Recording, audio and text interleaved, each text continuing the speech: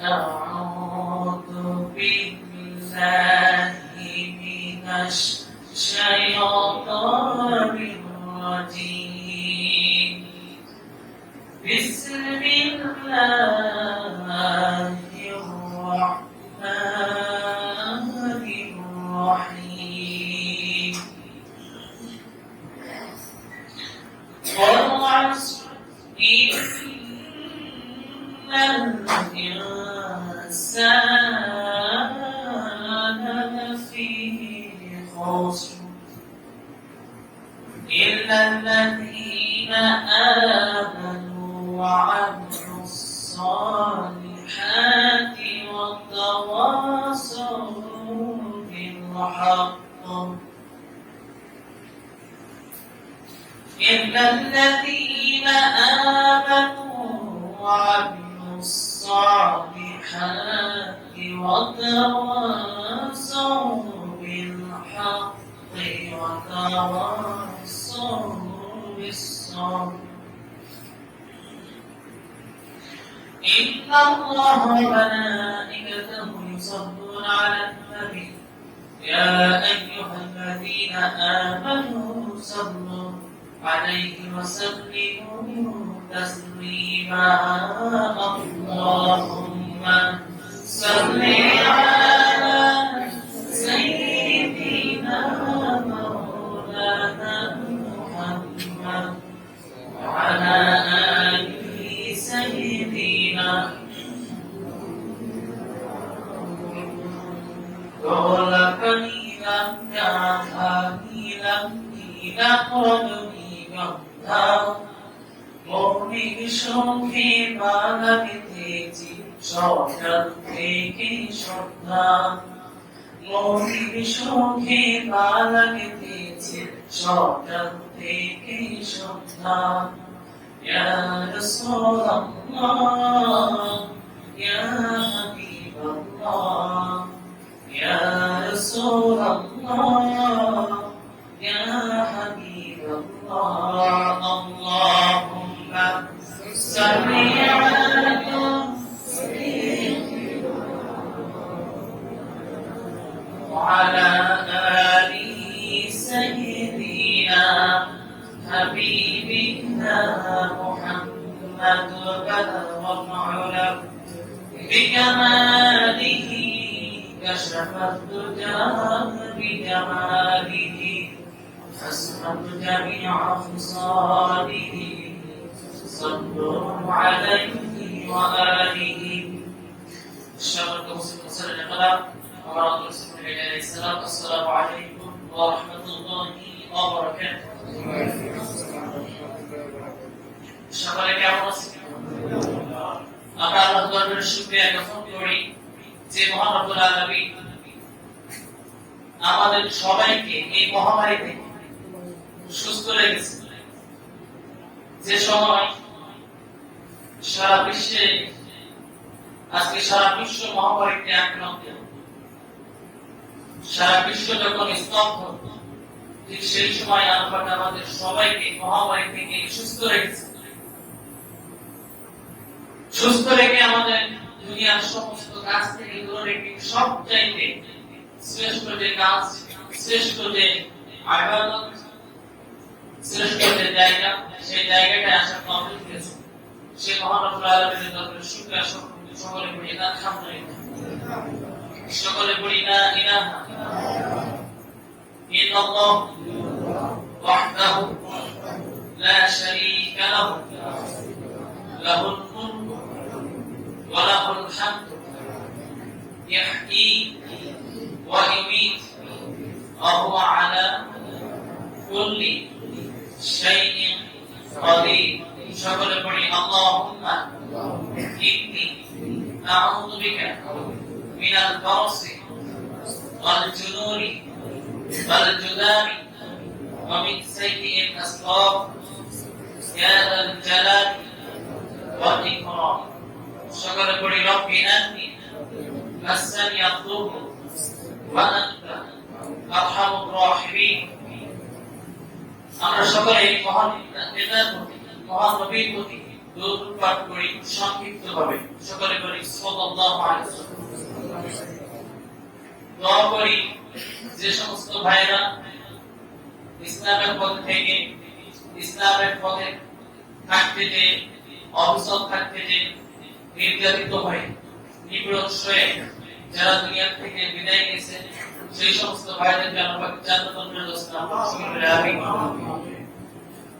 আর যারা অসুস্থ আছে আল্লাহ যেন সবাইকে সুস্থতা দান করুন, সকলকে হেদায়েত দান করুন, সকলে পড়ি আমিন। আমি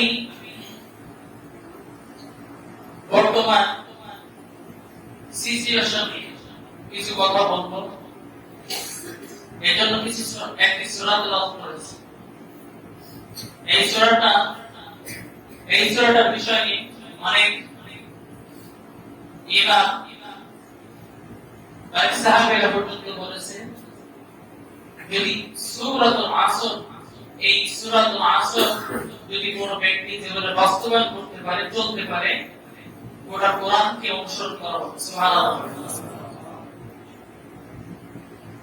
তার সূরাটার নাম কি? সূরাতুল আসর। আসর মানে আর আসরের নামাজ আদায় করি না, আসর মানে মহাকাল, আসর মানে সময়, কালের শপথ। কাল বলতে কি? সময়। আল্লাহ পাক বললেন ওয়াল আসর, শপথ সে মহাকালের, সময়। এখন বলেন আসর আদায় করে মাগরিবের সময় কতক্ষণ থাকে? এখান থেকে বুঝতে হবে তাহলে সময়ের কসম, মহাকালের কসম বেশি দূরে নয়, আসর থেকে কিন্তু মাগরিব বেশি দূরে নয়, ঠিক না? এই জন্য আল্লাহ কসম করে। এবং এই হাতে একটা রহস্য আছে। হাতের রহস্য কি? হাতটা যদি আমরা এরকম করি দেখবেন এটা কিন্তু ফাঁকা বেশি, ঠিক না? অনেকে এক্সাম্পল স্বরূপ দিয়েছে হাতের এটা হলো ফজর। এটা কি বলেন? ফজর। ফজর থেকে জোহরের সময় বেশি না কম? বেশি। এই হাতের দূরত্ব এই এমন থেকে এমন দূরত্ব কতটুকু? বেশি। এবং জোহরের পরে আসর কত কম? একটু আছে, তাই না? এই জন্য এই আমাদের ফাঁকাটা বেশি, অল্প আছে। এইখান থেকে মাগরিবের সময় কিন্তু বেশি না। এই অ্যাঙ্গেলের থেকে এই অ্যাঙ্গেলের ডিসটেন্সটা, দূরত্বটা কিন্তু কম। এবং মাগরিব থেকে ঈশার দূরত্ব একটু বেশি আছে। এই জন্য এই অ্যাঙ্গেলটার দূরত্ব আলাদা বেশি রেখেছে। সুবহানাল্লাহ। প্রত্যেকটা মানুষের সৃষ্টির ভিতরে আল্লাহ পাক রহস্য রেখে দিয়েছে। রব্বানা মা খালাকতা হাযা বাতিলা, কোন জিনিস আল্লাহ পাক এমনিতে সৃষ্টি করেন না, কোন না কোন রহস্য রয়ে গেছে। সুবহানাল্লাহ। এই ফিঙ্গারপ্রিন্ট এটাও কিন্তু কোন এমনিতে আল্লাহ পাক সৃষ্টি করেন না, অস্থায়ী সৃষ্টি করেন না। এই ফিঙ্গারপ্রিন্ট আদম আলাইহিস সালাম থেকে শুরু করে নিয়ে কিয়ামত পর্যন্ত যত মানুষ আসবে কারোর কোনো মিল থাকবে না। আল্লাহ কতটা সৃষ্টি এই জন্য বলেছেন যে আমার সৃষ্টির ভিতরে কোনো ভুল কি দেখতে পাও? কথা বলে আমরা কেউ কোনো ভুল পাবো না। বর্তমান সময়ে এবং এর আগের থেকে যারা গবেষণা করে আসছে, ফ্রান্সের একজন বৈজ্ঞানিক ছিল ডক্টর মরিস বুকাই, ফেরাউনের লাশ নিয়ে গবেষণা করে। ফেরাউনের লাশ নিয়ে গবেষণা করার পরে ছিল সে কি অবস্থিত ছিল ফ্রান্সের এই ডক্টর মরিস বুকাই গবেষণা করার পরে কোরআনের সঙ্গে আর এই যে ফেরাউনের সঙ্গে কোরআন যা বলে ফেরাউনের ক্ষেত্রে সবকিছু মিলে যায়। সে কোথায় মারা গিয়েছে, কিভাবে মারা গিয়েছে, যদি কোনো দেহ নিয়ে এখন আমরা বলি না ময়না তদন্ত করা হবে, কিভাবে মারা গেছে কি বোঝা যায় না? বোঝা যায়। মারা হয়েছে নাকি আত্মহত্যা করেছে এটা কি বোঝা যায় কি যায়? তো ফেরাউনের লাশ নিয়ে গবেষণা করার পরে, দীর্ঘদিন গবেষণা করার পরে দেখলো যে এই মৃত্যুটা কিভাবে হয়েছে। নোনা পানিতে মৃত্যু হয়েছে। নোনা পানিতে মৃত্যু হয়েছে, এটা সে শিওর, কনফার্ম হয়ে গেছে। তারপরে কি, মারা যাওয়ার পর কতদিন মাটির ভিতরে ছিল, পানির ভিতরে ছিল, এটাও সে গবেষণা করেছে। কোরআন যা বলে তাই ঠিক। এবং তার দেহের ভিতরে কোন কষ্ট, মাংস পচে গিয়েছে কিনা, এটা নিয়েও গবেষণা করে, তাও ঠিক।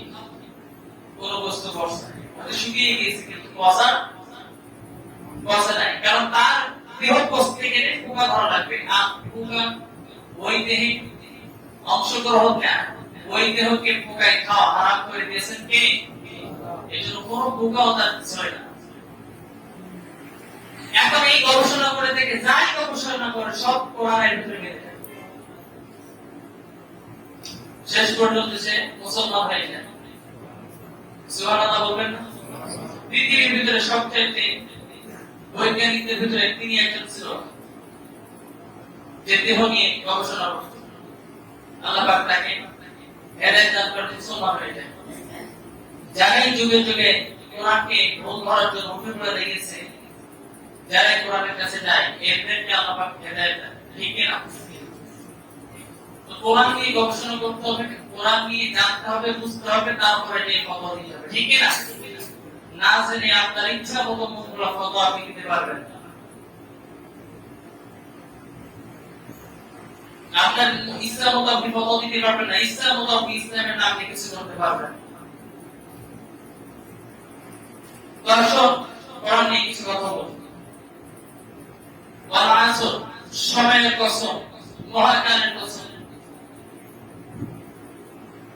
কসম কে কি বললেন? আল্লাহ রাব্বুল আলামিন কসম কে বললেন? ইন্নাল ইনসানা লাফি খুসর। আল্লাহ বললেন মহাকালের কসম কে আল্লাহ রাব্বুল আলামিন বললেন নিশ্চয়ই সমস্ত মানুষ ক্ষতিগ্রস্তদের অন্তর্ভুক্ত। কে বললেন কথা? কে বললেন? আল্লাহ বললেন। কিন্তু আল্লাহ রাব্বুল আলামিন বললেন সবাই না, চার শ্রেণীর মানুষদেরকে আল্লাহ রাব্বুল আলামিন বাদ রেখে দিয়েছেন।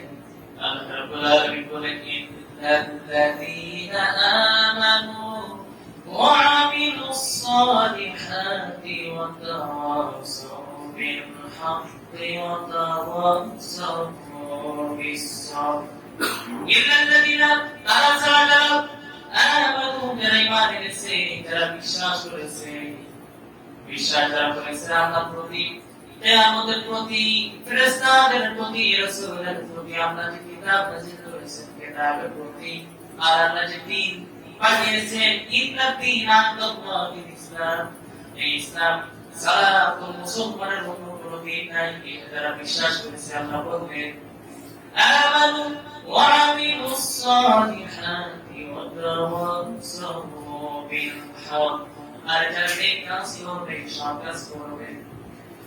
আল্লাহ কিন্তু এখানে ঈমান আনার আগে আল্লাহ পাক নেক কাজ করার কথা কিন্তু বলতে পারতেন, সৎ কাজ করার কথা কিন্তু আল্লাহ বলতে পারতেন, কিন্তু বলেন না কেন? যদি কোনো ব্যক্তি ঈমান না এনে, যদি কোনো ব্যক্তি সৎ কাজ করে, ভালো কাজ করে, ওই ভালো কাজে কোনো চার আনা আল্লাহর কাছে দাম নাই। যারা বলে ঠিক কিনা? অনেক ইহুদি আছে, অনেক খ্রিস্টান আছে, অনেক অমুসলিম হিন্দু আছে, যারা এই দুনিয়াতে ভালো ভালো কাজ করে, সুদ খায় না, ঘুষ খায় না, বললো কিন্তু অমুসলিমদের ভিতরে আছে। কিন্তু আল্লাহ বললেন ওই সমস্ত মানুষরা ঈমান না আনার কারণে আজকে তারা ধ্বংসের ভিতরে লিপ্ত হয়ে গেছে। ঈমান না আনার কারণে, কিন্তু সৎ কাজ কিন্তু করে। কিন্তু আল্লাহ বললেন আগে ঈমান আনতে হবে, তারপরে সৎ কাজ করতে হবে। নাম দেবেন কে? আল্লাহ রাব্বুল আলামিন বললেন আমানু ওয়া আমিলুস সালিহাত ওয়া তাওয়াসাউ বিল হক। আর পরস্পরকে আল্লাহ রাব্বুল আলামিন বললেন এই মুমিন বান্দারা পরস্পরকে সত্যের উপদেশ দিয়ে যাবে, সত্য কথা বলে যাবে। এই সত্য কথা বলতে যে অনেক বিপদ আসবে, মুসিবত আসবে, নির্যাতন আসবে, বিরোধ আসবে।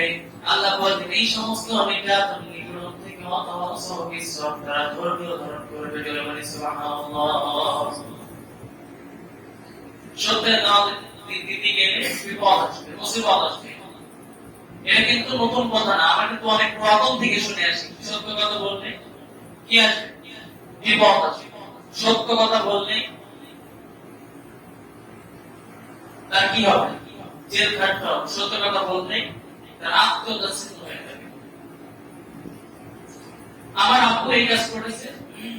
এখন যদি আমি সত্যকে লুকাতে চাই, সত্যকে যদি আমি লুকাতে চাই, তাহলে তখন মিথ্যা কথা বলতে হবে। এখন যদি কোনো ব্যক্তি বলে যে তোমার আব্বু তো খুন করেছে, তুমি সাক্ষী, এখন আপনি সাক্ষী, আপনি কি বলতে পারবেন যে আমার আব্বু খুন করেন? পিতা যদি খুনও করে, সন্তান যদি দেখে, আদালতের কাজ করাই ওই পিতার বিরুদ্ধে তাকে সাক্ষী দিতে হবে। এটা হলো ইসলাম। এটা কি? এই দিক থেকে কেউ কোনো ছাড় পাওয়ার যোগ্য না।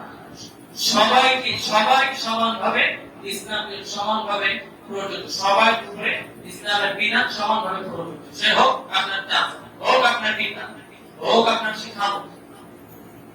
ইসলাম যেটা মুসলমানই তো ভাই ভাই। আপনি আপনার আব্বু খুন করেছে, আপনি সাক্ষী দিবেন না, আপনি মিথ্যা বলবেন, এটা ইসলাম কখনো অ্যাকসেপ্ট করে না। তাহলে আল্লাহ হক, সত্যের পরস্পরকে সত্য কথা বলতে, সত্য উপদেশ দিতে, সত্য বলতে শেখাতে হবে। যদি বিপদ এসে যায়, ধৈর্য ধারণ করবে। বিপদ আসলে ধৈর্য ধারণ করবে। সাইয়েদ কুতুবের নাম শুনেছেন? সাইয়েদ কুতুব মিশরে বাদশাহ, মিশরে বাদশাহ। সাইয়েদ কুতুব একটা তাফসীর লিখেছেন। তাফসীর লেখার কারণে তাকে আমল করা হয়। তাহলে কি আশ্চর্য বিষয়, একটু মনোযোগ সহকারে শোনেন। মিশরের সেই যুগে আরবি ইবাদত ছিল, সে সুন্দর করে কোরআন তেলাওয়াত করত। এক একটা দিন 3 থেকে 4-5 আয়াত পর্যন্ত একদম তেলাওয়াত করত। আমরা কিন্তু তার নাম শুনেছি, আরবি ইবাদত এত সুন্দর তেলাওয়াত করত, এমনকি এই কোরআন তেলাওয়াত করতে করতে সে দুনিয়া থেকে বিনাশ হয়ে যায়। একজন কোরআন তেলাওয়াত করতে যেটা নাস হয়ে যায়, সে কিন্তু বরণ করেন। ওই একই সময় তার কাছে সুন্দর তেলাওয়াত করার কারণে, একদমই 4 থেকে 5 আয়াত তেলাওয়াত করার কারণে সরকার থেকে সে জাতীয় পুরস্কার পায়। আবার একই সময় সাইয়েদ কুতুব এই কোরআনের তাফসীর লেখার কারণে, কোরআনের ব্যাখ্যা লেখার কারণে এই একই সময় একজন পায় জাতীয় পুরস্কার, আর একজন পায় সরকার থেকে। এই যে কোরআন লেখার কারণে, কোরআনের তাফসীর লেখার কারণে ফাঁসির পুরস্কার পায়। সাইয়েদ কুতুবকে যখন ফাঁসির আদেশ দেওয়া হয়, ইমাম সাহেব ইমাম চলে যায় সাইয়েদ কুতুবের কাছে, যে বলে তুমি কালেমা পড়ো, আমার সঙ্গে গোসল করে আসো, পবিত্র হয়ে আসো, আমার সঙ্গে কালেমা পড়ো। সাইয়েদ কুতুব জিজ্ঞেস করে, ইমাম সাহেব আপনি যে জেলার ইমাম, আপনি আপনাকে সরকার তো বেতন দেয়? বলে হ্যাঁ বেতন দেয়। আমার এই বেতনে সংসার চলে। সাইয়েদ কুতুব বলে, তুমি কি আমাকে চিনো নাকি? তুমি যে কালেমা মানুষকে পড়াও, কালেমা পড়াবার কারণে সরকার তোমাকে টাকা দেয়, সেই কালেমার ব্যাখ্যা লেখার কারণে আজকে আমার ফাঁসি করে ঝুলে গেছে। তাহলে তেলাওয়াত করা আর ব্যাখ্যা করা অনেক ডিফারেন্স।